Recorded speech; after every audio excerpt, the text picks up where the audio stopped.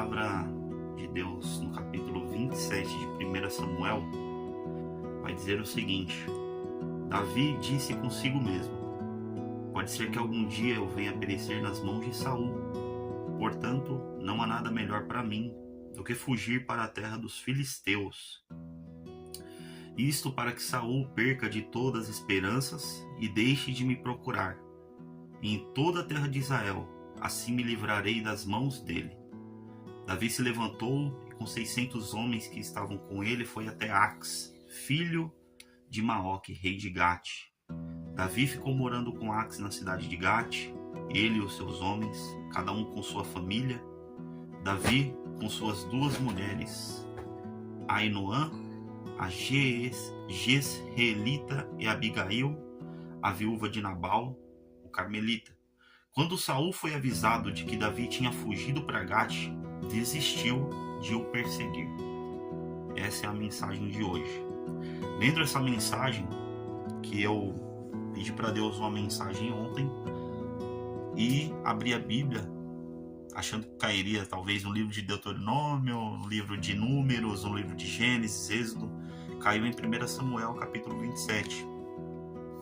E o que eu tirei de lição desse capítulo é que Davi estava com medo. Capítulo 27 começa com Davi dizendo consigo mesmo: pode ser que algum dia eu venha perecer nas mãos de Saul. Quando ele diz isso, significa que Davi, naquele momento humano dele, um homem cheio do temor de Deus, que teve muitas experiências com Deus, ele estava dominado pelo medo e por um tipo de desespero que fez com que ele viesse a fugir. Isso nos mostra que mesmo uma pessoa de Deus pode ter um momento de ansiedade, de medo, diante de situações da vida que querem de alguma forma nos prejudicar, seja no seu trabalho, seja na sua vida social, na sua vida familiar, alguém que está te perseguindo como se fosse Saul perseguindo Davi. Então, isso não significa que Deus não está agindo. Davi, naquele momento, ele agiu por conta própria. Normalmente, Davi fazia consultas a Deus, orava, e Deus abençoava ele na guerra. E nesse capítulo, a gente vê um Davi diferente. A gente vê um homem de Deus, um homem que tinha experiência com Deus, tomando decisão por conta própria. E isso fez com que ele fugisse para uma terra inimiga. Porque quem não se lembra que Davi matou o gigante? O gigante era do exército filisteu. Golias era da terra de Gate. E Davi, ele tomou uma decisão: eu vou fugir para a terra de Gate. A terra de Gate é uma terra inimiga. Mas mesmo em uma situação dessa, onde ele escolheu ir para uma terra inimiga, Deus abençoou e prosperou ele naquela terra. Porque é assim quando Deus está com você, mesmo numa situação totalmente adversa, mesmo num lugar totalmente adverso, mesmo que todos ali sejam seus inimigos, Deus te faz prosperar. Deus te faz prosperar naquela terra, porque se Deus está com você, mais vale estar com Deus do que com uma multidão.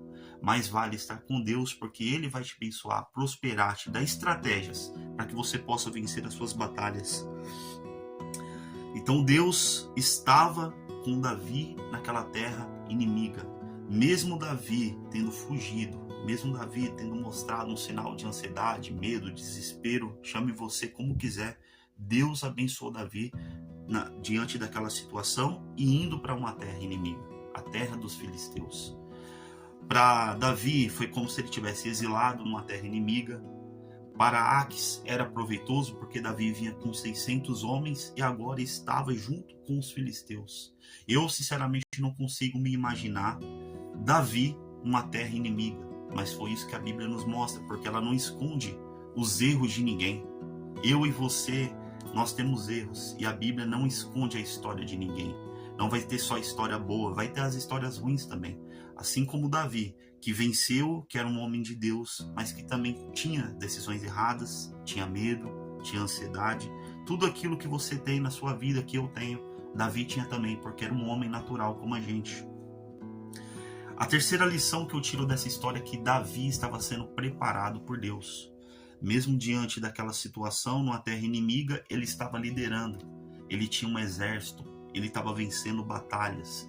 Deus estava com Davi. mesmo naquela situação totalmente adversa, fugindo, Deus já estava preparando Davi para aquilo que ele nem imaginava, ser rei de Israel. Estava preparando Davi para o trono. Então, mesmo numa situação adversa, um processo, você tem que respeitar o processo, porque o processo vai te levar ao resultado que Deus quer para a tua vida, assim como fez com Davi. E a quarta lição que eu tiro disso é que, mesmo com todo o esforço de Saul, Davi reinou. Mesmo com todo o esforço de alguém que quer impedir o teu sucesso, você vai chegar lá. Mesmo com todo o esforço do perseguidor, você vai chegar lá.